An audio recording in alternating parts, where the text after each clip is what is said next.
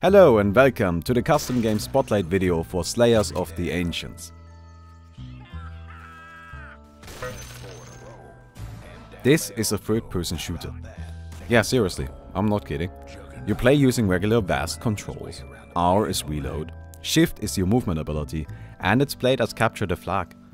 Honestly, this is just a shooter. Currently there are 3 different characters available, each of which has a unique movement ability and 3 different weapons. The sniper carries a, sniper, that if fully charged will deal 101 damage, which is enough to one-shot both the Juggernaut and other snipers.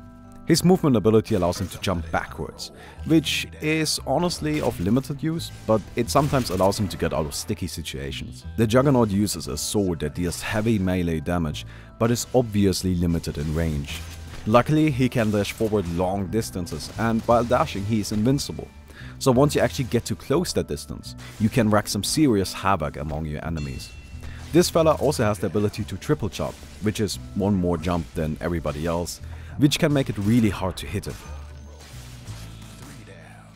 Last, but definitely not least, my favorite character, the Shadow Fiend. This guy carries a rocket launcher, disguised as razors, but it's a rocket launcher.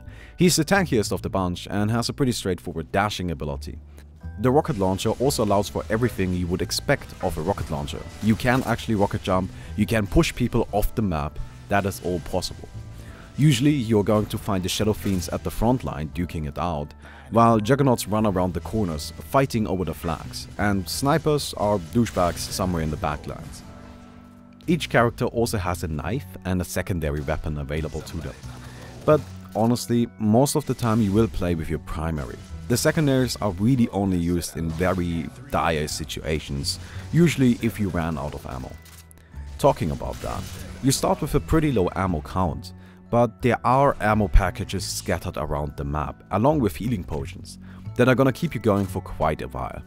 If you play smart, you never really have to run out of ammo, but you know, sometimes you get caught up in the heat of battle and you may be forced to switch weapons anyway. This mode is played 6 vs 6. There's also a 12 vs 12 option available, but it's gonna take you a while to fill that up. It's definitely fun though. I personally prefer the more controlled nature of 6 vs 6. But if you're good and you really want to go crazy on a bunch of people, then 12 vs 12 is the place.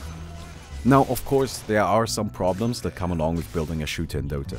I mean, obviously Dota wasn't meant for this and some compromises had to be made. If you move your camera too far into one direction, then it's gonna stop moving. This is a problem, especially if you are not used to it. But if you play a few matches, then at least regarding left or right vision, you will naturally start doing a quick 360 every time that happens, and then you're fine. The bigger problem is not being able to look straight up or down, and that's just an issue. Anyway, that's the mode. It's very impressive. I put a Steam workshop link down below, and let me know if you like this kind of video. I know a lot of people ask for mod spotlight videos, and I thought I could just give it a shot. There's also a companion video that comes along with this. If you click on the screen right now, it's gonna link you to a match me and my friends played. That should show you the whole thing in action, if that's something you're interested in. Anyway, I hope you enjoyed the video, and I hope to see all of you tomorrow. Goodbye.